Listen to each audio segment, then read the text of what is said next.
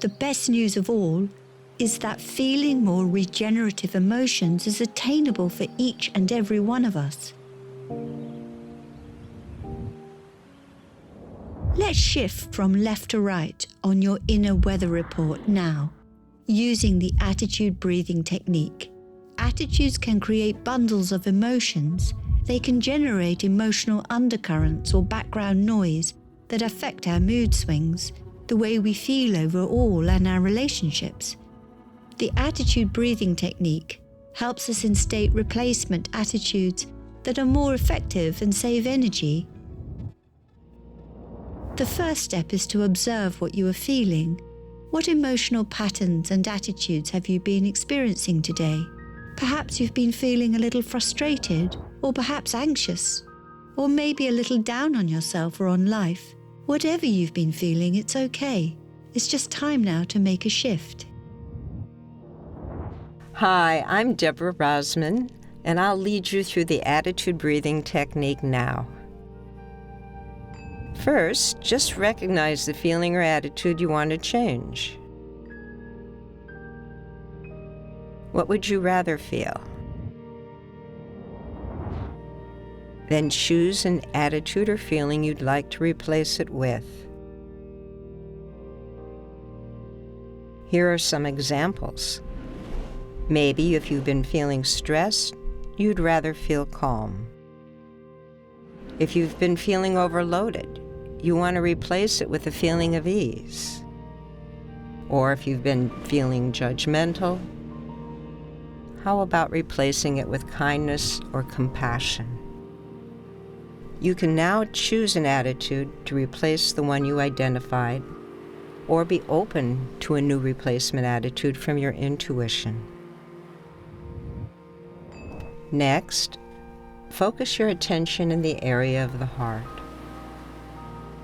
And imagine your breath is flowing in and out of your heart or chest area, breathing a little slower and deeper than usual.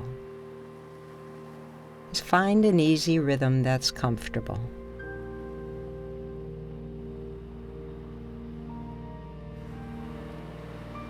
As you continue heart-focused breathing, practice breathing in and increasing the feeling of your new replacement attitude.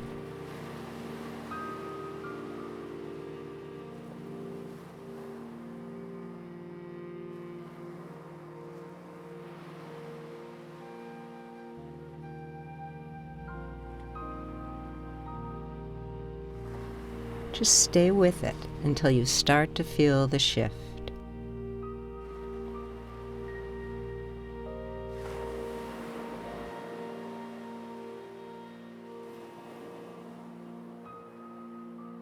Now practice maintaining your new attitude and perceptions as you move through your day-to-day interactions. Use attitude breathing on the go and to reset your replacement attitude if it starts to fade.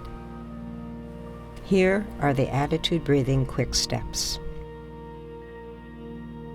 Recognize the feeling or attitude you want to change. Breathe in a replacement attitude or feeling. Practice maintaining your new attitude and composure. Attitude breathing helps open the heart so that our intuitive heart intelligence can provide insight that allows a bigger picture to emerge in our perceptions and facilitates mental and emotional healing. As you practice maintaining your new attitudes and perceptions as you move through your day-to-day interactions, eventually your heart-brain communication pathway will help you release negative emotional patterns stored in your amygdala and new perceptions that help free you from draining emotional memories. You begin to uncover a new you. So it's pretty simple, but I think the trickiest part of this whole technique is slowing down and acknowledging what you're feeling.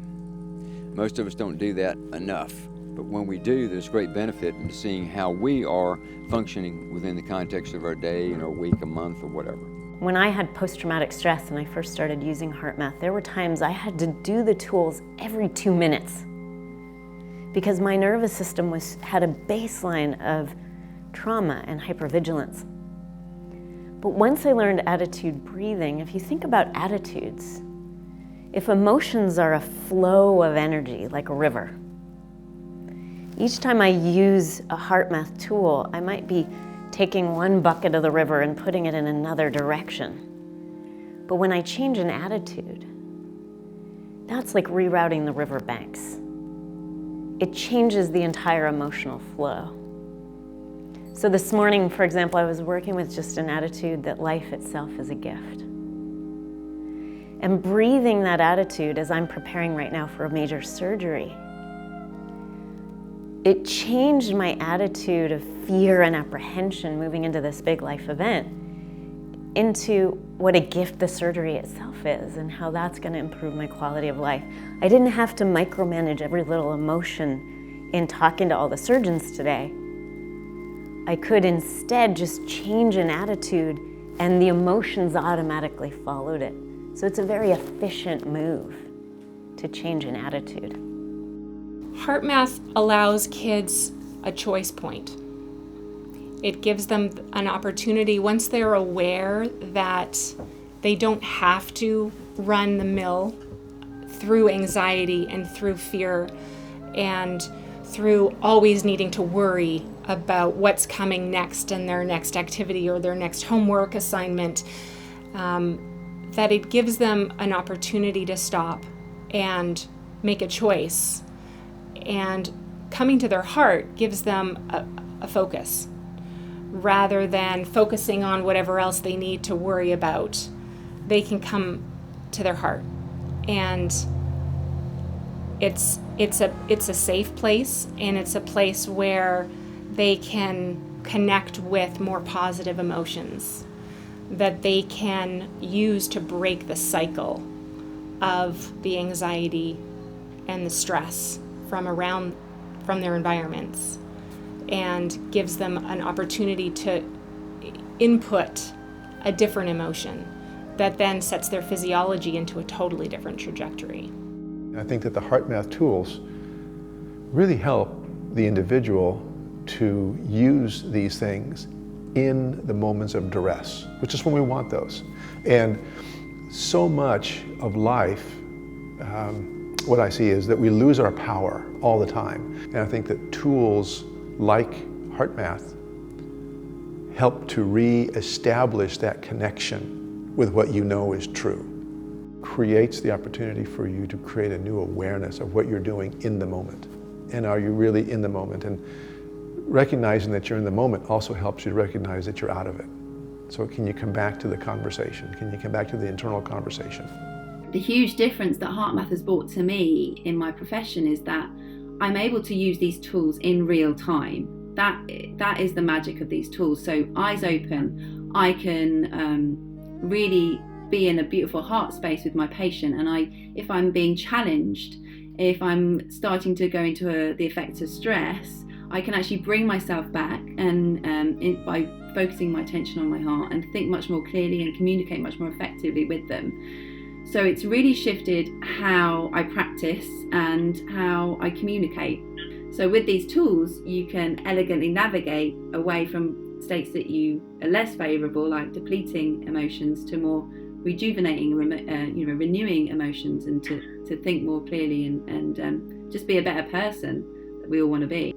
We actually clear the slate and we come back to a neutral balance, and that gives us more choice in a moment, gives us a pause to be able to say, okay, what do I want to do now? What is the best action or perception for this situation? And having that ability to take charge and pause in the moment and pause our physiological reaction really saves a tremendous amount of energy. At the beginning, it may seem hard or discouraging. Yet with practice, you can learn to recognize your heart's intuition.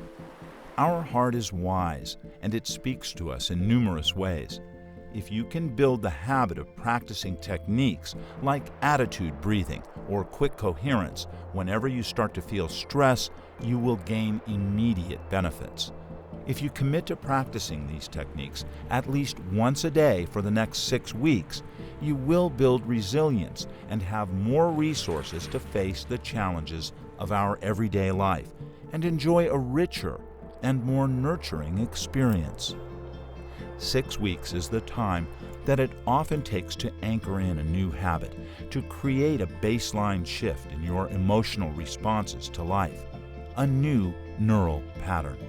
So it's worth committing to a simple practice that doesn't take much time but is very effective.